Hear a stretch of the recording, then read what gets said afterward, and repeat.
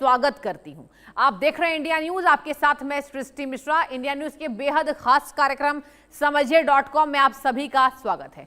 आज कहानी उस सीक्रेट आर्मी की हम करने वाले हैं जिसके नाम भर से वॉशिंगटन से लेकर तेल अवीव तक हड़कंप मच जाता है।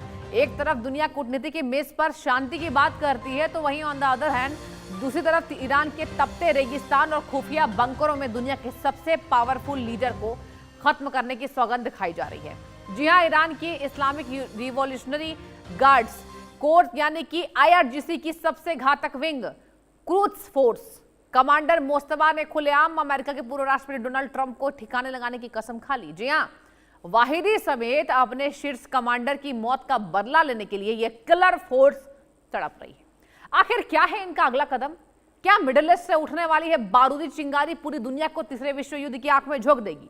आइए सिलसिलेवार तरीके से समझिए.com में समझते हैं इस खूनी खेल की पूरी इनसाइड स्टोरी। बने रहिए समझिए.com के साथ।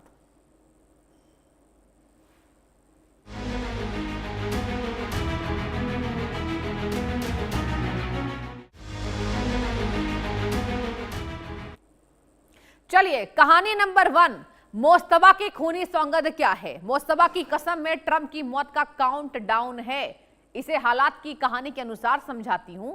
आधी रात का वक्त था। ईरान की राजधानी तेहरान के खुफिया बंकर में मोमबत्तियों की मध्यम रोशनी के बीच कुछ लोग इकट्ठा थे।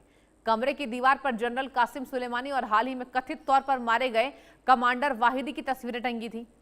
ठीक उसी तस्वीर के सामने खड़ा होकर शख्स चिल्लाता है, जब तक ट्रंप का खून इस धरती पर नहीं गिरेगा तब तक हमारी बंदूकें शांत नहीं होंगी। यह आवाज किसी और सैनिक की नहीं थी बल्कि क्रूज फोर्स के नए रणनीतिकार मोस्तफा की थी।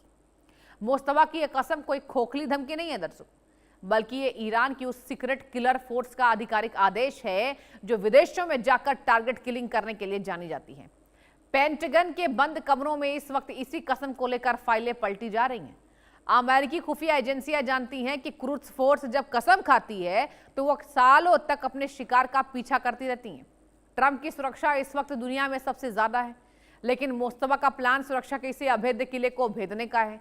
ईरान के सर्वोच्च नेता का वरदस्त प्राप्त मोस्तफा ने अपनी इस कसम को पूरा करने के लिए सुसाइड स्क्वाड को एक्टिवेट कर दिया है। यह कहानी सिर्फ एक देश के गुस्से की नहीं है, बल्कि ये कहानी है दुनिया के सबसे ताकतवर देश के पूर्व राष्ट्रपति के सिर पर लटकती मौत की तलवार की। अब चलिए इनसाइड स्टोरी में एक और तथ्य आपको बताऊंगी।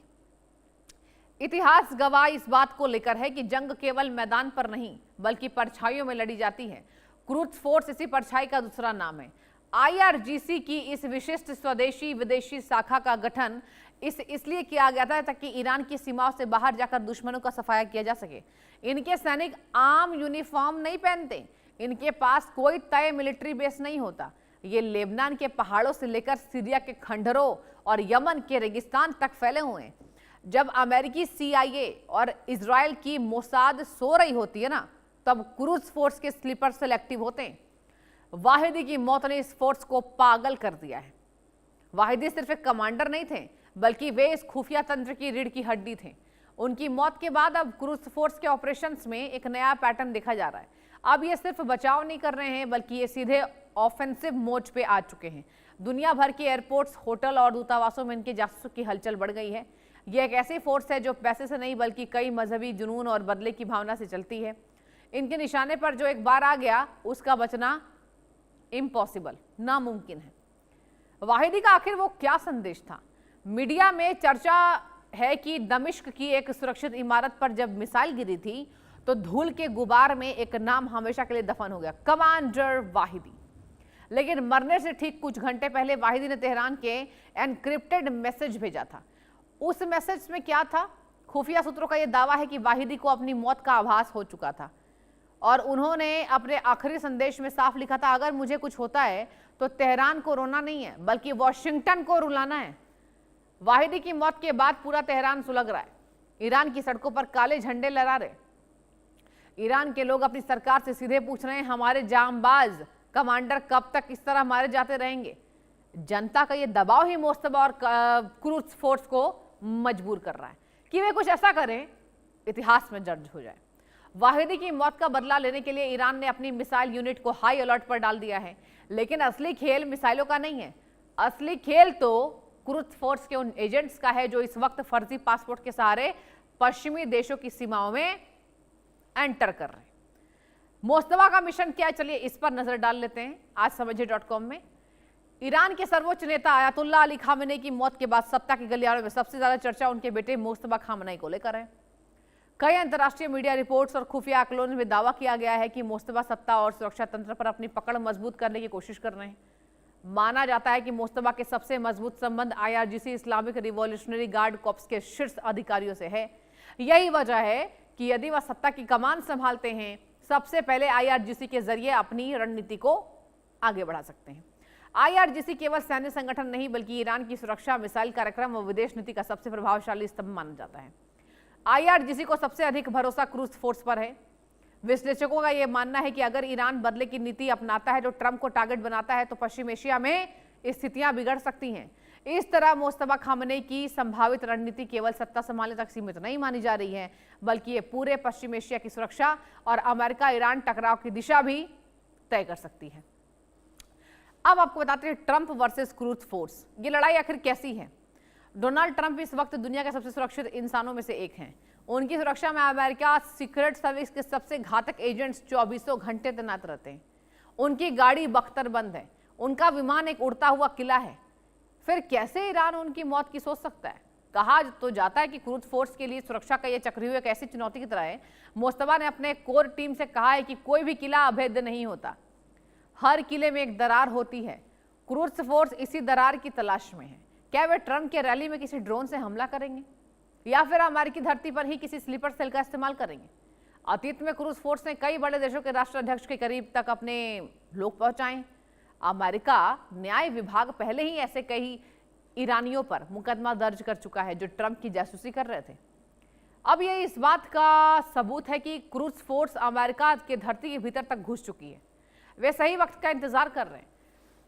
ट्रंप के चारों तरफ बुलेट प्रूफ ग्लास तो लग सकते हैं, लेकिन क्रूज फोर्स के अदृश्य खतरों से बचने के लिए सीक्रेट सर्विस को अपनी रणनीति पूरी तरीके से बदलनी पड़ सकती है।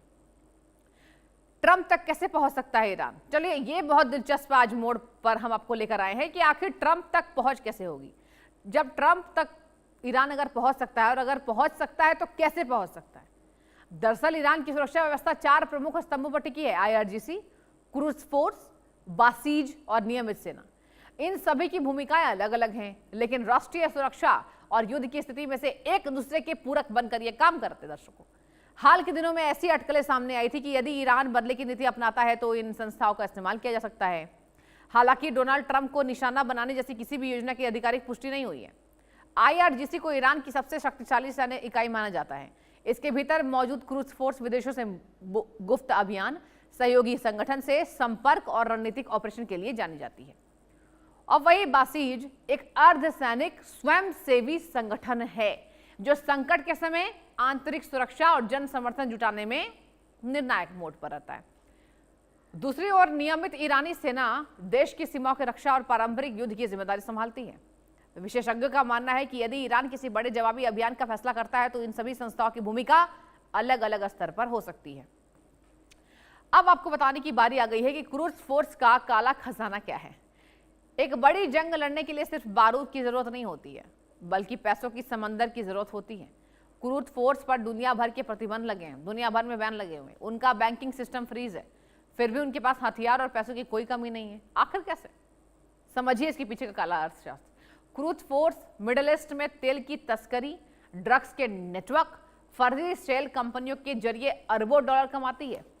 यह पैसा किसी सरकारी खाते में नहीं जाता, बल्कि सीधे क्रूज फोर्स के चीफ के बैग में पहुंच जाता है। इसी काले धन के दम पर लेबनान में हिजबुल्ला, यमन में हती और गाजा में हमास फल फूल रहे हैं। प्रॉक्सी जिसको कहता है अमेरिका। वाहिद इसी वित्तीय नेटवर्क के सबसे बड़े उस्ताद थे। उन्होंने एक ऐसा सिस्टम बनाया था जिसे अमेरिका ट्रेजरी विभाग भी क्रैक नहीं कर पाया। अब मोस्तफा इसी पैसे का इस्तेमाल ट्रंप की हत्या की साजिश रचने और खामेनी का बदला लेने